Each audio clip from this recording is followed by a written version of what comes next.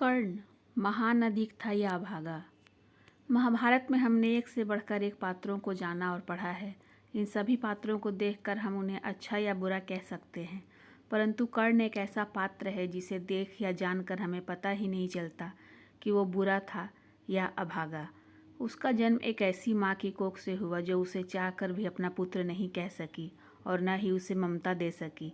कुंती जैसी महान स्त्री जिसने माद्री पुत्रों को अपने सभी पुत्रों से अधिक प्रेम दिया था, वह स्वयं अपने पुत्र कर्ण को ममता न दे सकी। राज परिवार में जन्मे कर्ण को सदा एक सूत पुत्र का परिचय प्राप्त हुआ। सर्वश्रेष्ठ होकर भी कभी यह पद न पा सका।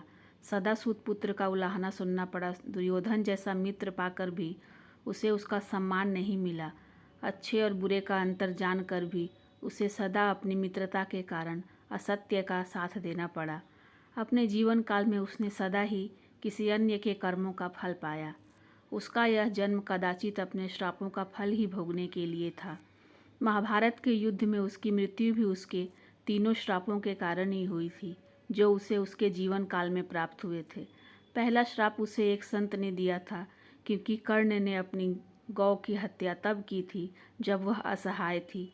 तभी संत ने कहा था कि तेरी भी हत्या तब होगी जब तू असहाय और कमज़ोर होगा। दूसरा श्राप उसे धरती ने दिया था।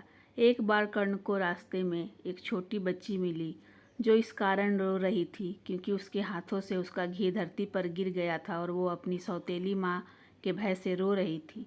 कर्ण ने उसे दूसरा घी लाकर देने की बात कही, किंतु उसने मना कर दिया क्योंकि उसकी माँ सच जानकर उसे बहुत ही पीटेगी, अतः उसे यही घी चाहिए। यह सुनकर कर्ण घी को मिट्टी समेत उठाकर उसे निचोड़ने लगा। तभी उसे किसी के कराहने की ध्वनि सुनाई पड़ी जो कि मिट्टी की थी। मिट्टी ने कहा कि किसी एक के कारण दूसरे को दर्द देना अच्छी बात नहीं। धरती ने कहा, जिस दिन तुझे इस मिट्टी की ज़रूरत होगी उस दिन मैं तेरा साथ छोड़ दूंगी। तीसरा श्राप उसे उसके गुरु भगवान परशुराम ने दिया था, क्योंकि कर्ण ने उनसे यह मिथ्या कहकर शिक्षा ली थी कि वह एक राजवंशी है। जिन अस्त्रों और शस्त्रों की शिक्षा के लिए उसने मिथ्या कहकर प्राप्त की थी, वो कभी उसका उपयोग नहीं कर पाएगा और जब उसे इसकी ज़रूरत पड़ेगी तब वह इन्हें भूल जाएगा। इस प्रकार अपने पिछले जन्म के पापों का फल भोगने के लिए ही उसे यह जन्म मिला था। पिछले जन्म में कर्ण दंभोभवा नामक एक असुर था जो नर और नारायण का शत्रु था। उसके कवच और कुंडल भी पिछले जन्म के थे, जो कि इंद्र द्वारा लेने के बाद ही उसकी मृत्यु संभव थी। कर्ण को यह तीनों श्राप भी विधि का विधान लिखा था जो उसने अनजाने या जाने किसी शुभ उद्देश्य के लिए किए थे। इन सभी श्रापों को एक बिंदु पर लाकर ही उसका वध संभव था।